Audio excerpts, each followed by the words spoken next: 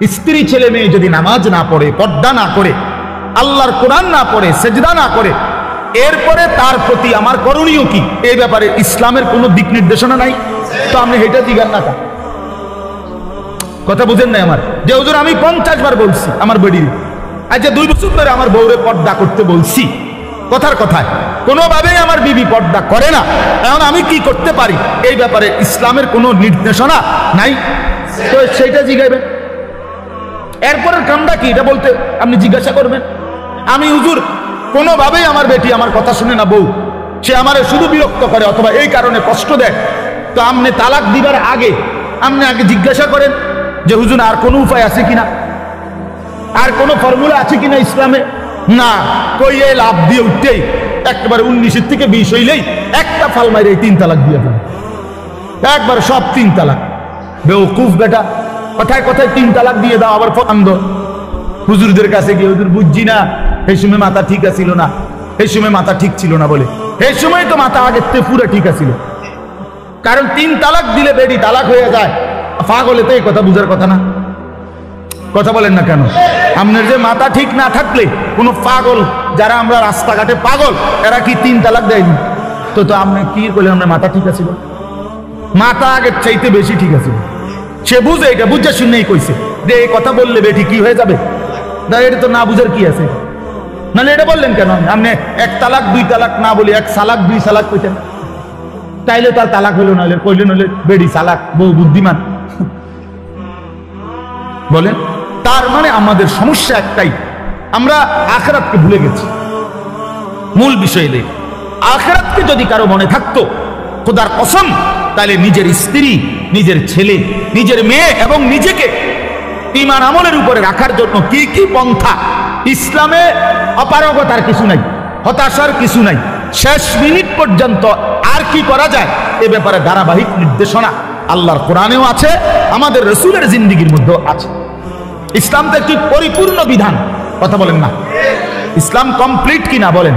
তাহলে যদি পূর্ণ বিধান হয়, তাহলে এমন একটা জায়গা তাইয়া হুজুর আমি আটকাইয়া গেছি যে এইখান থেকে এসে এবারে আর ইসলামের কোনো হুকুম নাই, এমন হইলে এটা পরিপূর্ণ বিধান হইল।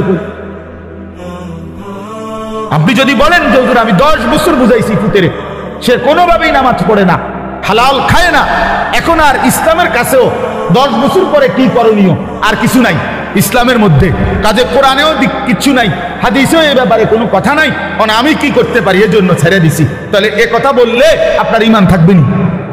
কথা বলেন, ঈমান থাকবেনি? কারণ ইসলাম তো একটি পরিপূর্ণ বিধান, কিয়ামত পর্যন্তের জন্য বিধান। তাহলে পৃথিবীর শেষ ইসরাফিল ফু দিলেও যদি কোনো প্রশ্ন আসে, কোনো বিষয় আসে, সেটার সমাধানও আল্লাহর কোরআনে আছে, রাসূলের জিন্দেগিতে আছে। কাজে কথা বলার কোনো সুযোগ নাই বাবা, একজনই বুঝেন। আপনি একজনরে বললাম, মনে করেন আমি একজনও যদি বুঝেন আমি সার্থক। আমি ব্যক্তিগতভাবে কোনো সময় সংখ্যার কাঙ্গালি করি না, এটা সবাই জানে, আগের থেকেই আমার এই তবিয়ত, অর্থাৎ কয়জন এটা নিয়ে আমার কোনো সময় কোনো মাথা ব্যথা নেই। আমি বলতে থাকি আজকে 21 বছর আমার এই জিন্দেগি, আলহামদুলিল্লাহ, অর্থাৎ বলতে থাকা দরকার। আমার কয়জন, একজন শুনুক আর 1 লাখ শুনুক, খালাস, শুনছে তো শুনছে। তা আমি ধরে নিলাম যে আমি একজনকেই বললাম। এক ভাই তার ফিকির আসলো, নিজের পরিবর্তন, স্ত্রী সন্তানের পরিবর্তন।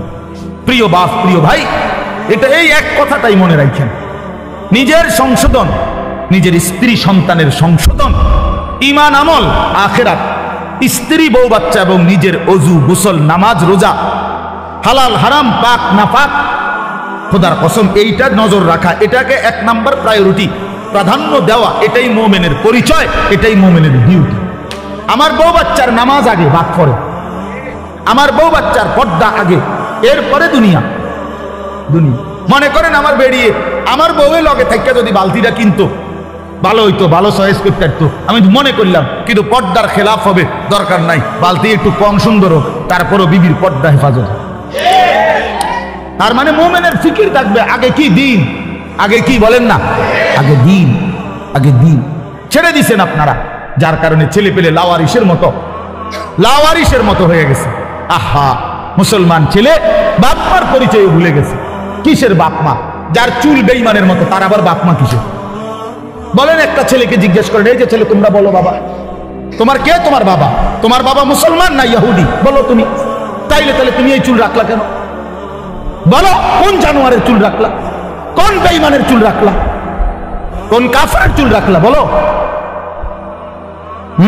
বলো, বেটকি দিয়ে উড়ায় দাও একটা কথা বললেই।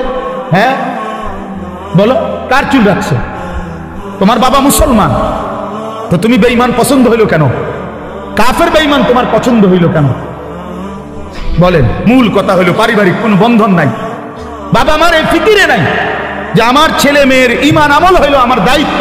এইটা বুঝেই না, বুঝেই না। মনে করে বাদ তরকারি, মনে করে বাজার সদাই, আমি কামাই করে দিছি, খালাস খালাস। না রে বাবা, এটা কথা না। আমরা মুসলমান, আমাদের প্রথম ডিউটি আমার নিজের ঈমান আমল। আমার ডিউটি, দ্বিতীয় ডিউটি আমার স্ত্রী সন্তানের ঈমান আমল। কু আনফুসাকুম, এই 1 নাম্বার। 2 নাম্বার ওয়া আহলিকুম, পরিবারকে বাঁচাও।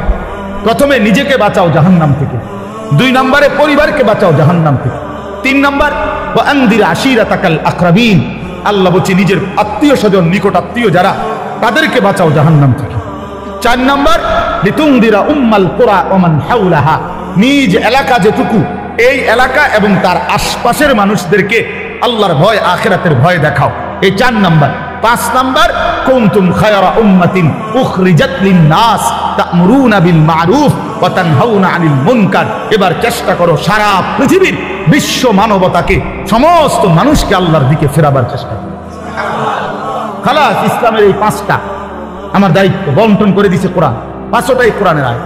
1 নাম্বার নিজেকে বাঁচাও, 2 নাম্বার বউ বাচ্চাকে বাঁচাও, 3 নাম্বার আত্মীয় স্বজনকে বাঁচাও, 4 নাম্বারে নিজ গ্রাম মহল্লা এবং আশপাশের মানুষকে বাঁচাও, 5 নাম্বার সারা পৃথিবীর মানুষের ফিকির করো, সারা পৃথিবীকে বাঁচাবার চেষ্টা করো, চেষ্টা করো, সারা উম্মতে মুসলিমাকে বাঁচাবার চেষ্টা করো। আল্লাহ নবী সাল্লাল্লাহু আলাইহি সাল্লাম ফজরের নামাজের ওয়াক্ত হলে মা ফাতেমার ঘরে নেই, ওনার ঘরের কামরায় গিয়ে ওনারে উঠাইতেন। ফজরের ওয়াক্ত নবী সাল্লাল্লাহু আলাইহি সাল্লামের চাচা আব্বাস ওনারে গিয়ে উঠাইতেন। নবীজির ফুফি সাফিয়া, ফুফু আর কি, ফুফু, ওনারে গিয়ে উঠাইতেন আর ডাক দিয়ে বলতেন আনকিজি নাফসাকা মিনান নার, হে চাচা, হে ফুফি, জাহান্নামের আগুন থেকে নিজেকে বাঁচান। ফা ইন্নী লা উগনি আনকি মিনাল্লাহি শাইআ, বলতেন ফুফু, চাচা, আল্লাহর কসম। মেয়ে ফাতেমাকে বলতেন, ফাতেমা, আমি তোমারে মুহাম্মদের মেয়ে বললে, মুহাম্মদের চাচা এ কথা বললে, মুহাম্মদের ফুফু বললে আমি হাসরের ময়দানে কোনো উপকার করতে পারবো না। নিজের ঈমান, নিজের সেজদা, নিজের তাকওয়া, এটা দেখাইয়া হাসরের ময়দানে মুক্তি নিতে। মুহাম্মদের স্বাস্থ্য ভাই কইলে হতো না। নবী পাকের মেয়ে বললে হবে না, নবী পাকের চাচা বললে হবে না। নবীজির চাচা বললে যদি জাহান্নামের মুক্তি পাওয়া যায়, তো আবু তালেব, আবু লাহাব, আবু জাহেল, আবু লাহাব, তারাও তো বলবে আমি তো চাচা। কথা বলেন না কেন? তাইলে তখন কি হবে? এই জন্য নবী বলছেন, না না, আত্মীয়তার পরিচয় হবে না, ঈমান আমলের পরিচয়।